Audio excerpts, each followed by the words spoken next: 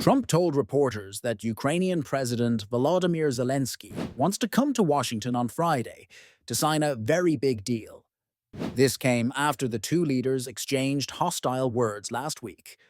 The U.S. president, who has cast the deal as a repayment for billions of dollars in aid to Kyiv, also said some form of peacekeeping troops are needed in Ukraine if an agreement to end the conflict is struck. Moscow, which launched an invasion of Ukraine 3 years ago, has refused to accept any deployment of NATO forces. Under the terms of a draft minerals agreement, according to sources familiar with its contents, the United States and Ukraine would establish a reconstruction investment fund to collect and reinvest revenues from Ukrainian sources, including minerals, hydrocarbons, and other extractable materials.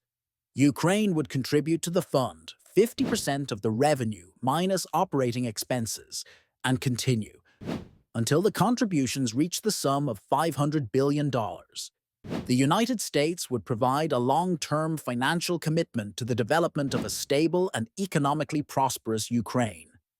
Asked what Ukraine would get in return for the minerals deal, Trump cited what he said was $350 billion already provided by the U.S., and lots of military equipment and the right to fight on.